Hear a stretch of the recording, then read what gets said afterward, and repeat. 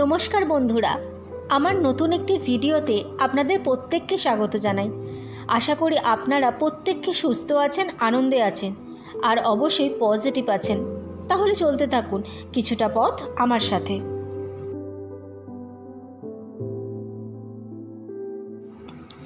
এটি হলো বেলুড় স্টেশন।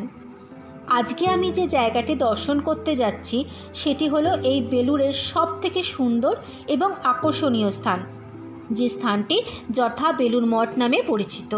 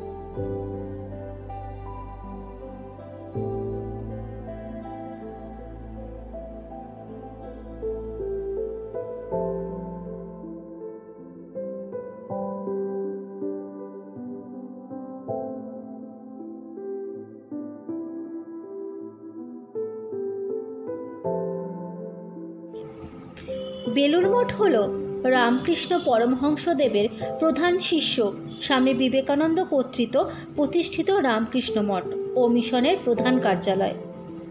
ভারতের পশ্চিমবঙ্গ রাজ্যের হাওড়া জেলার বেলুড় অঞ্চলের হুগলি নদীর পশ্চিম পাড়ে অবস্থিত বেলুড় মঠ। এটি কলকাতার সংগৃহীত অঞ্চলের অন্তর্গত দ্রষ্টব্যস্থল। বেলুড় মঠের রামকৃষ্ণ মন্দির রামকৃষ্ণ ভাব আন্দোলনের ভাবকেন্দ্র। এই মন্দিরটি হিন্দু, খ্রিস্টান, ইসলাম, বৌদ্ধ মিশ্রণ নির্মিত ঐতিহাসিক স্থাপন। বেলুড় মঠ 40 একর জমির ওপর অবস্থিত। মূল মঠ প্রাঙ্গণে রামকৃষ্ণ পরমহংসদেব, মা সারদা দেবী ও স্বামী বিবেকানন্দের দেহাবশেষের ওপর অবস্থিত। মন্দির ও রামকৃষ্ণ মিশনের দর্শক কার্যালয় অবস্থিত। এছাড়াও রামকৃষ্ণ মঠের ইতিহাসকে তুলে ধরার জন্য একটি সংগ্রহশালা এখানে স্থাপিত হয়েছে।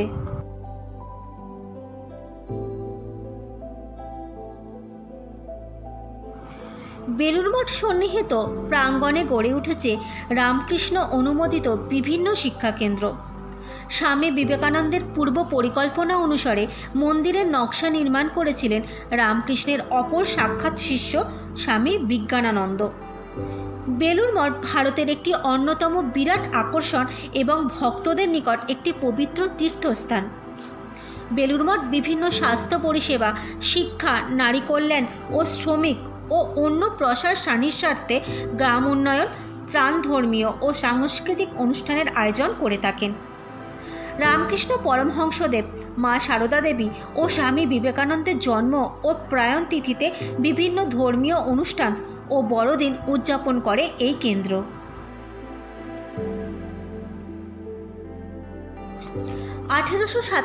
সালে পাশ্চাত্য থেকে কয়েকজন অনুগামী সংগ্রহ করে কলঙ্ক প্রত্যাবর্তন করেন স্বামী বিবেকানন্দ। এরপর ভারতে ফিরেই তিনি দুটি মঠের গোড়াপত্তন করেন। একটি আনমোড়ক নিকট হিমালয়ে অবস্থিত মায়াবতীতে অদ্বৈত আশ্রমে এবং অপরটি কলকাতা নিকটস্থ বেলুড় রামকৃষ্ণ মিশন। এই মঠ দুটি স্থাপনের উদ্দেশ্য ছিল রামকৃষ্ণ মিশনে যোগদানের ইচ্ছুক যুবকগণ ও প্রশিক্ষণ এবং তাদের মিশনের কাজকর্মে উপযুক্ত করে তোলা। 5 বছর আগে দুর্ভিক্ষের সময় জনসেবার কাজের সূচনা হয়।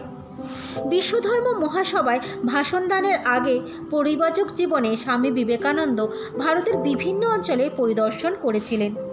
এই সময় তাজমহল, ফতেপুর সিক্রি, দিওয়ালি খাস, রাজপুতানার প্রাসাদ এবং মহারাষ্ট্র, গুজরাট, তামিলনাড়ু, কর্ণাটক ও অন্যান্য অঞ্চলের প্রাচীন মন্দিরগুলি দর্শন করেন।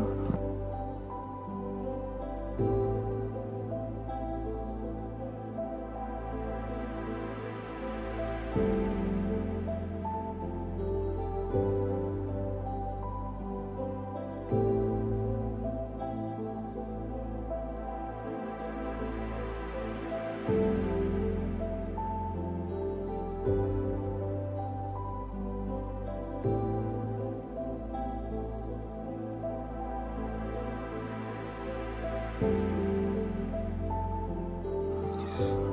আছে, এই সকল স্থাপত্যের সংমিশ্রণে স্বামী বিবেকানন্দ বেলুড় মঠে স্থাপত্যের পূর্ব পরিকল্পনা রচনা করেছিলেন।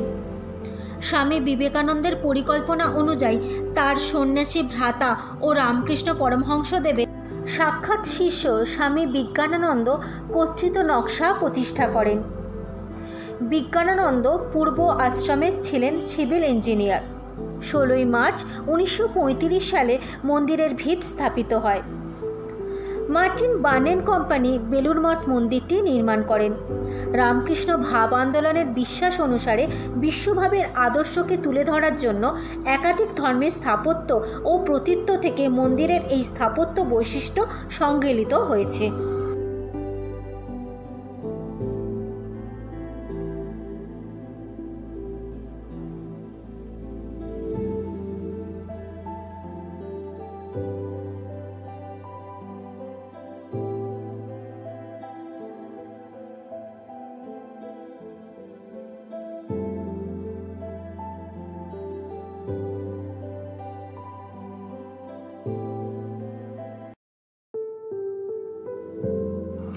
ধর্মের রূপতাত্ত্বিক দিকটি একটি গুরুত্বপূর্ণ নিদর্শন এই মন্দির।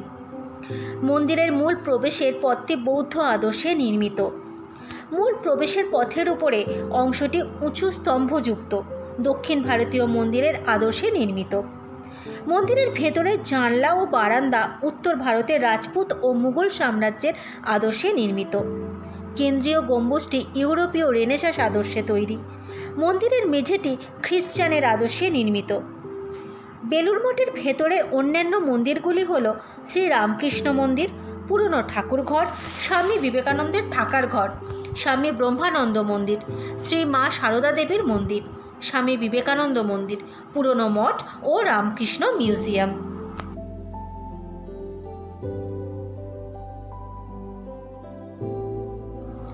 চলুন এবার আমরা সকলে এই মঠটির সৌন্দর্য উপভোগ করে আসি।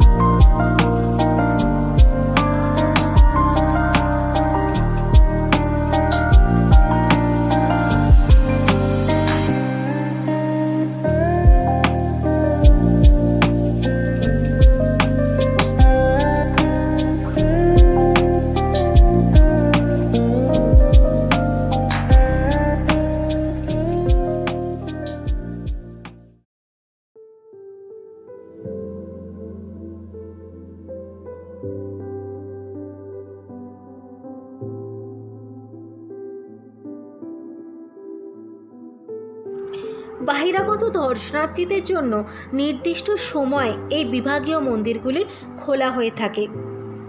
দেশ ও বিদেশ থেকে প্রতিদিন বহু মানুষ তাদের শ্রদ্ধা নিবেদন করতে আসেন। এই মঠ অন্যান্য উপাসনামূলক স্থানের থেকে ভিন্ন, কারণ এখানে যে কেউ বসে ধ্যান করতে পারেন।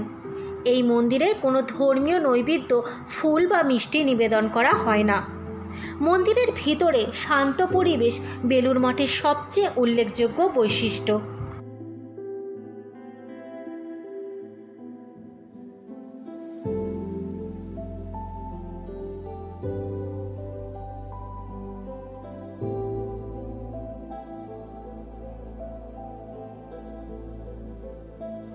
এবার আপনাদের জানাই বেলুড় মঠ পরিদর্শনের সময়। এপ্রিল থেকে সেপ্টেম্বর মাস সকাল 6টা থেকে সকাল 11:30 এবং বিকেল 4টে থেকে সন্ধ্যে 7টা।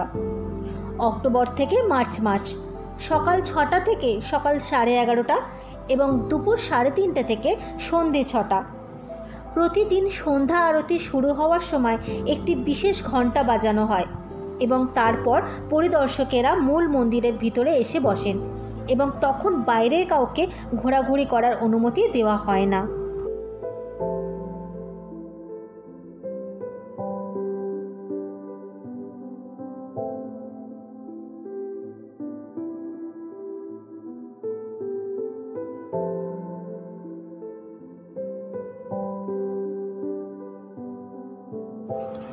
আজ আমি আমার ভিডিওটি এখানেই শেষ করছি। আশা করি এই ভিডিওটি আপনাদের সকলের মন ছুঁয়ে গেছে। তাহলে দেখা হচ্ছে আপনাদের সঙ্গে আবার পরের একটি নতুন ভিডিওর সাথে। ধন্যবাদ।